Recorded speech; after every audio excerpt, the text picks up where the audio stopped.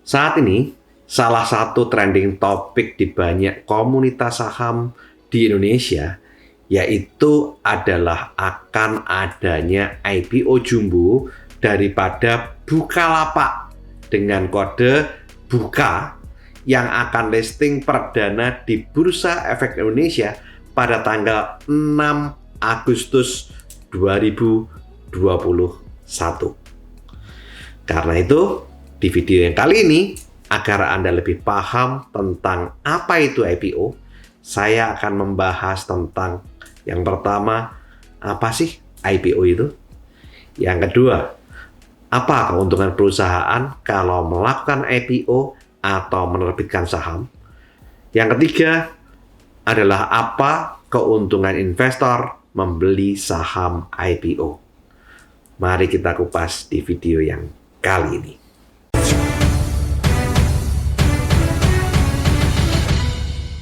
Kesadaran masyarakat Indonesia terhadap investasi saham dalam 2 tahun ini meningkat pesat. Hal ini terlihat dari naiknya jumlah SID investor yang meningkat cukup pesat juga di tahun ini, dan juga terlihat dari banyaknya minat masyarakat untuk membeli saham perdana atau membeli saham saat sebuah emiten atau perusahaan melakukan IPO atau singkatan dari Initial Public Offering. Salah satu IPO yang menjadi trending topik belakangan ini di Bursa Saham Indonesia yaitu IPO Bukalapak dengan kode emiten BUKA. Bukalapak akan menjadi unicorn pertama di Indonesia yang IPO di Bursa Efek Indonesia. BUKA akan ditawarkan di kisaran harga 850 per lembar saham dan diharapkan bisa meraup dana sebesar 1,5 miliar US dollar atau sekitar 21,9 triliun. Wow. Dan bila realisasi, IPO Bukalapak akan menjadi IPO terbesar sepanjang sejarah yang pernah ada di Indonesia. Di video ini, saya tidak akan mengupas tentang IPO Bukalapak secara mendalam. Sudah banyak media, situs atau website, dan channel YouTube lain yang membahas tentang IPO Bukalapak. Di video ini, saya lebih akan menjelaskan tentang hal yang lebih mendasar, yaitu seputar IPO pada umumnya. Perusahaan TBK, menurut UU PT atau Undang-Undang Perseroan Terbatas, menurut pasal 1 angka 7 UU PT nomor 40 tahun 2007 tentang perseroan terbatas, perseroan terbuka adalah perseroan publik atau perseroan yang melakukan penawaran umum saham sesuai dengan ketentuan peraturan perundang-undangan di bidang pasar modal. Sementara perusahaan TBK menurut POJK atau Peraturan Otoritas Jasa Keuangan berdasarkan POJK nomor 11 tahun 2017 tentang laporan kepemilikan atau setiap perubahan kepemilikan saham terhadap perusahaan terbuka. Perusahaan terbuka adalah emiten yang telah melakukan penawaran umum efek bersifat ekuitas atau perusahaan publik. IPO atau Initial Public Offering adalah penawaran saham perdana pada masyarakat luas yang diselenggarakan oleh sebuah perusahaan. Hal ini membuat perusahaan yang awalnya adalah perusahaan tertutup menjadi perusahaan terbuka yang sahamnya bisa dibeli oleh masyarakat umum atau publik. Karena itu, perusahaan yang melakukan IPO seringkali juga disebut dengan go public. Jadi, perusahaan terbuka adalah perusahaan yang dimiliki oleh banyak orang dan siapapun bisa membeli lembar saham perusahaan tersebut. Investor yang memiliki lembar saham suatu perusahaan akan memiliki hak atas kinerja perusahaan dan akan memperoleh hasil investasi yang ditanamkan dalam bentuk dividen, yaitu bagian laba atau pendapatan perusahaan yang besarnya ditetapkan oleh direksi serta disahkan oleh RUPS untuk dibagikan kepada para pemegang saham. Saat sebuah emiten melakukan go public, akan ada masa penawaran perdana untuk masyarakat atau publik membeli saham, yaitu pada masa book building dan pooling. Contoh, saham Bukalapak, periode penawaran perdana, masa penawaran umum perdana saham akan berlangsung pada 27 Juli 2021 sampai 30 Juli 2021. Penjataan dijadwalkan akan berlangsung pada tanggal 3 Agustus 2021 dan distribusi saham secara elektronik akan dilakukan pada 5 Agustus 2021. Sedangkan pencatatan atau listing perdana di Bursa Efek Indonesia akan berlangsung pada 6 Agustus 2021. Dengan kata lain, pada 6 Agustus 2021, Bukalapak sudah listing di Bursa Efek Indonesia dan sudah akan masuk di running trade di secondary market atau di kalau Anda trading setiap hari.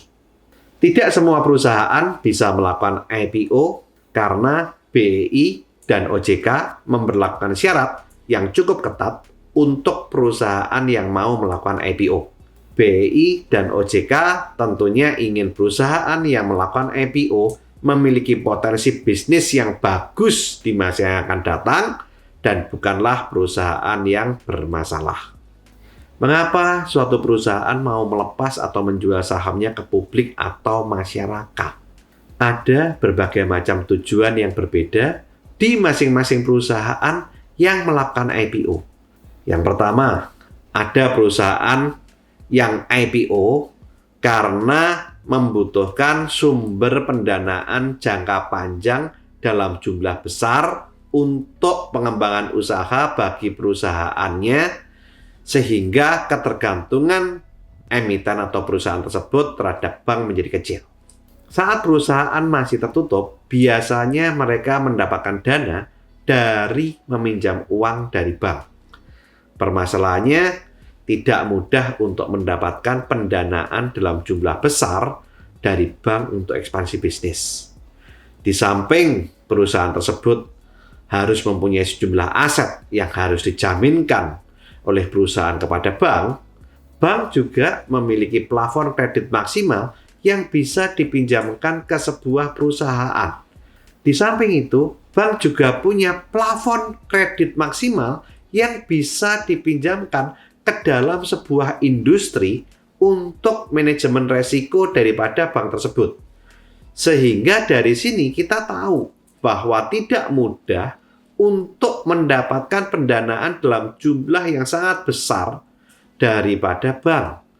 Untuk menyiasati hal itu, ada beberapa perusahaan yang mengeluarkan surat utang seperti medium term note atau singkat juga dengan MTN, atau ada yang juga yang menerbitkan obligasi. Tetapi baik pinjaman dari bank ataupun surat utang seperti MTN dan obligasi itu memiliki kewajiban, Mas Yan, yaitu membayar bunga, dan bunga akan membebani kinerja daripada perusahaan. Sehingga ada alternatif yang lain buat perusahaan dengan adanya IPO, yaitu dengan berbagi saham kepada masyarakat. Dan jumlah dana yang dihimpun dari IPO dapat berjumlah sangat besar. Dan jangka waktu penggunaan dananya tidak terbatas. Dan yang utama, perusahaan tidak terbebani bunga. Contohnya, Bukalapak bisa mendapatkan dana jumbo sebesar 1,5 miliar US dollar atau sekitar 21,9 triliun pada saat IPO nanti.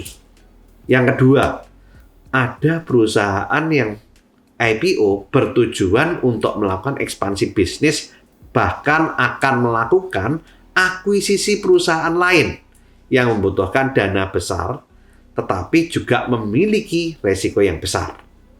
Tujuan daripada perusahaan IPO, di samping untuk memperoleh dana jangka panjang dalam jumlah besar, juga untuk membagi resiko atau risk management.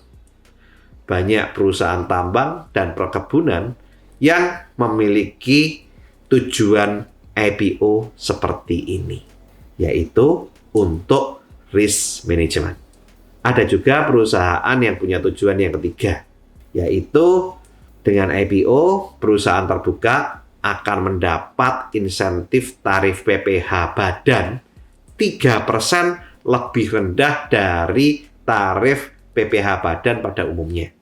Sesuai pasal 2 PP nomor 30 tahun 2020, tarif pajak penghasilan yang ditetapkan atas penghasilan kena pajak bagi wajib pajak badan dalam negeri dan bentuk usaha tetap adalah 22% yang berlaku pada tahun pajak 2020 dan 2021, sedangkan 20% yang mulai berlaku pada tahun pajak 2022. Di pasal 3 pada PP nomor 30 tahun 2020 juga menyatakan perusahaan terbuka bisa menikmati tarif PPh badan diskon 3% atau 3% lebih rendah dari PPh badan pada umumnya.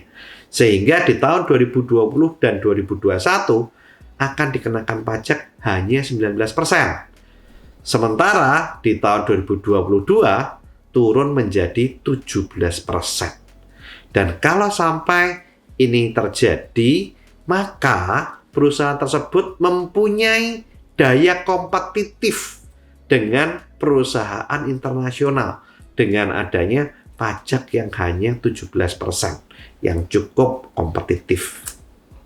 Ada juga perusahaan yang bertujuan IPO untuk meningkatkan prestis daripada perusahaan tersebut dan ingin mencerminkan kalau perusahaannya melakukan transparansi atau keterbukaan laporan keuangan, bahkan melakukan GCG, Good Corporate Governance. Hal ini akan meningkatkan kepercayaan dari konsumen dan rekan bisnis. Beberapa perusahaan besar dan pemerintah lebih mengutamakan melakukan bisnis dengan perusahaan-perusahaan yang sudah terbuka. Sehingga dalam hal ini jelas itu meningkatkan prestisius daripada sebuah perusahaan. Yang kelima, ada juga perusahaan yang IPO dengan harapan bisa melakukan program agar manajemen dan karyawan bisa memiliki saham perusahaan lewat Employee Stock Option Purchase atau disingkat ESOP dan Management Stock Option Purchase atau disingkat juga dengan MSOP, sehingga meningkatkan sense of belonging atau rasa memiliki daripada manajemen dan karyawan, sehingga akan meningkatkan etos kerja dan mengurangi kesenjangan sosial. Yang keenam, ada juga beberapa perusahaan yang melakukan IPO itu untuk exit plan. Disinilah Anda harus berhati-hati kalau ketemu dengan perusahaan yang seperti ini. Maksudnya, pemilik bisnis mau menjual sahamnya ke publik, mungkin karena keluarganya atau anak dari pemilik tidak mau meneruskan bisnis keluarga. Atau ada juga yang karena kondisi bisnisnya sedang mengalami sunset. Maksudnya, menurut pemilik perusahaan, prospek ke depan daripada industri tersebut sudah tidak bagus. Sehingga pemilik perusahaan lebih senang menjual perusahaannya kepada pihak yang lain. Dalam hal ini bisa termasuk publik. Nah, maka dari itu teliti sebelum Anda melakukan investasi. Lihatlah yang namanya prospektus. Kemudian yang ketujuh, ada juga beberapa perusahaan yang melakukan IPO untuk membayar utang perusahaan agar beban bunga bank tidak besar dan tidak membebani laporan keuangan perusahaan. Maka dari itu, investor perlu membaca prospektus untuk mengetahui tujuan penggunaan dana IPO. Jika untuk membayar utang, maka prospek ke depannya mungkin kurang bagus. Maka dari itu, ingat, teliti sebelum melakukan investasi.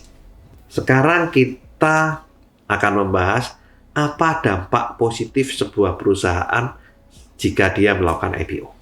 Yang pertama, kinerja keuangan perusahaan pasti akan lebih baik.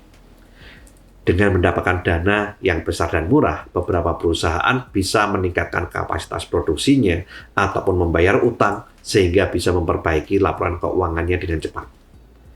Yang kedua, potensi pertumbuhan perusahaan bisa lebih cepat.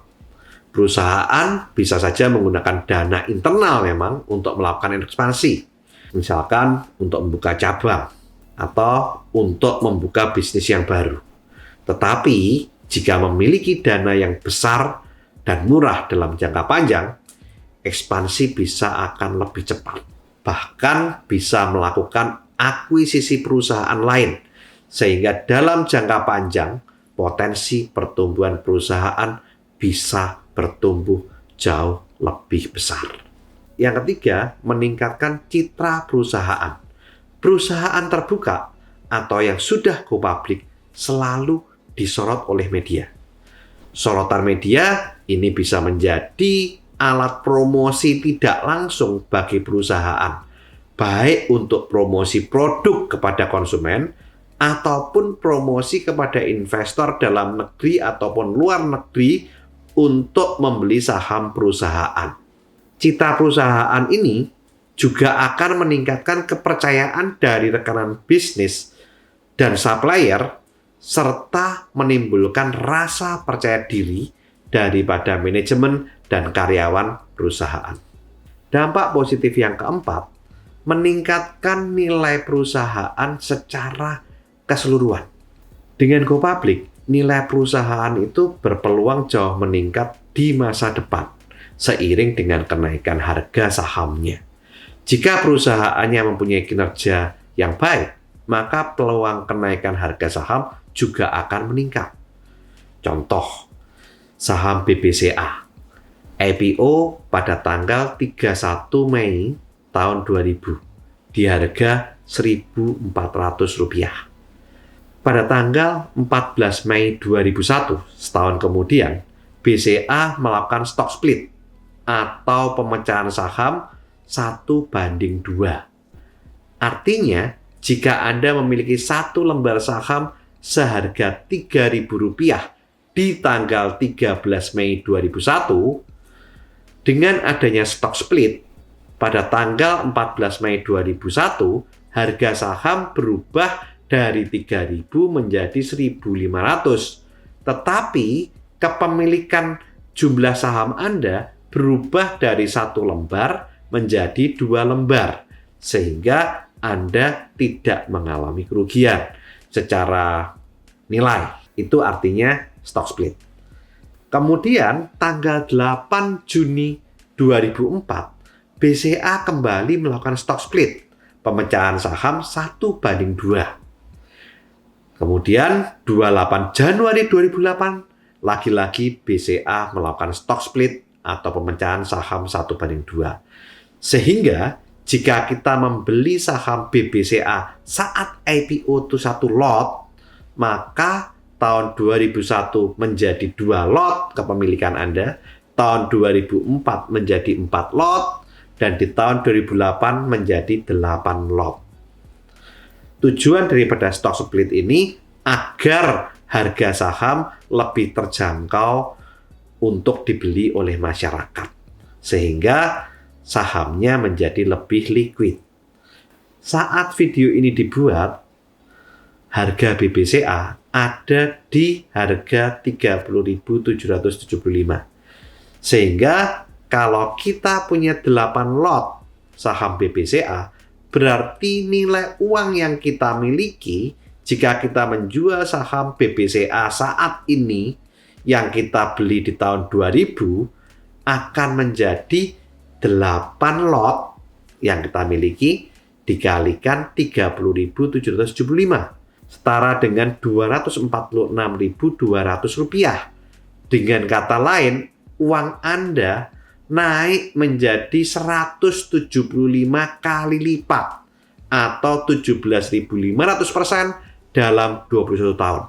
Sama dengan 833% per tahun atau naik 8 kali lipat per tahun. Wow, investasi di mana nih bisa mendapatkan pelipat gandaan aset seperti ini? Seandainya saat tahun 2000 Anda membeli saham BBCA sejumlah 100.000 lembar atau 1.000 lot di harga 1.400 harga IPO. Itu senilai 140 juta. Maka saat ini uang kita menjadi 24,62 miliar. Wow, kita sudah jadi miliarder saat ini. Tapi tahukah Anda bahwa Pak Michael dan Pak Budi Hartono itu membeli bukan 100.000 lembar, mungkin 100.000 lot, atau bahkan lebih. Dan apa akibatnya? Akibatnya saat ini Pak Michael dan Pak Budi Hartono menjadi orang terkaya di Indonesia dengan aset yang mencapai ratusan triliun rupiah. Bagaimana saat ini dengan valuasi keseluruhan saham BBCA? Pertanggal 11 Mei 2021, BBCA mempunyai market kapitalisasi terbesar di Indonesia dengan mencapai nilai 791 triliun rupiah. Saat ini, saya juga ingin menjawab pertanyaan dari Saudara Andi Arya pada video saya yang berjudul Kerugian Main Saham, Keuntungan Investasi Saham, tanggal 24 Juli 2021. Pertanyaannya seperti ini. Saya punya sebuah pertanyaan tentang saham. Jika sebuah perusahaan telah mendapatkan untung dari IPO, dan ketika beberapa waktu kemudian, apakah keuntungan selanjutnya bagi perusahaan tersebut jika saham-sahamnya masih dipegang oleh pihak lain atau masyarakat? Saudara Andi Arya, saya sudah menjawab pertanyaan Anda tentang apa keuntungan perusahaan dari IPO di topik bahasan yang di atas tadi. Dan untuk pertanyaan apakah keuntungan selanjutnya bagi perusahaan jika saham masih dipegang masyarakat, sudah saya bahas di dampak positif poin keempat, yaitu meningkatkan nilai perusahaan secara keseluruhan. Jika dalam pemikiran Anda, keuntungan itu adalah laba perusahaan yang diperoleh dari penjualan saham saat IPO, maka Anda salah persepsi. Karena laba perusahaan itu dihasilkan dari kinerja perusahaan itu yang tercermin dari laporan keuangan yang berasal dari bisnis real. Dan itu Anda bisa lihat di return on equity atau ROE atau ROI, return on investment, ya, bukan diperoleh dari penjualan saham saat IPO. Tetapi sisi positif dari IPO, perusahaan bisa mendapatkan dana besar sehingga bisa membuat kinerja perusahaan bertumbuh pesat dan membuat laba perusahaan menjadi naik. Oke, sudah terjawab ya. Sekarang saya akan mengupas tentang manfaat membeli saham IPO bagi investor. Yang pertama, memberikan kesempatan kepada investor untuk memiliki perusahaan yang sehat dan memiliki prospek yang baik ke depan. Yang kedua, nilai investasi Anda akan berkembang mengikuti pertumbuhan ekonomi Indonesia, sehingga bisa di atas inflasi. Peningkatan tersebut tercermin pada meningkatnya harga saham, sehingga Anda bisa mendapatkan capital gain atau keuntungan antara beli dan jual sebuah saham. Yang ketiga, Anda juga bisa memperoleh dividen jika Anda sebagai pemegang saham, yaitu bagian laba atau pendapatan perusahaan yang besarnya ditetapkan oleh direksi serta disahkan oleh Rapat Umum Pemegang Saham atau RUPS untuk dibagikan kepada para pemegang saham. Yang keempat, Anda akan memiliki hak suara dalam RUPS. Hal yang kelima, Anda dapat dengan mudah mengganti instrumen investasi Misal Anda beli saham A, Anda bisa rubah dengan menjual saham A, kemudian membeli saham B. Sehingga dalam hal ini Anda bisa melakukan yang namanya switching portofolio atau rotasi saham untuk mendapatkan atau meningkatkan keuntungan atau mengurangi resiko dalam berinvestasi saham. Untuk lebih jelasnya, Anda bisa melihat video saya berjudul Bagaimana Cara Membeli Saham yang Tepat. Hal yang keenam, manfaat membeli saham bagi investor, yaitu investor bisa melakukan investasi dalam beberapa instrumen investasi atau melakukan diversifikasi, sehingga bisa meningkatkan keuntungan dan sekaligus mengurangi resiko dalam berinvestasi saham. Untuk lebih jelasnya, Anda bisa melihat video saya berjudul Saham Dijual Naik, Dibeli Turun. Ini solusinya. Oke, selamat berinvestasi, selamat membeli saham, IPO, dan lakukan terus saving, investing, protecting agar hidup Anda makin sip. Saya, Tony Hermawan Adikaryo, sampai jumpa di Puncak Kemakmuran.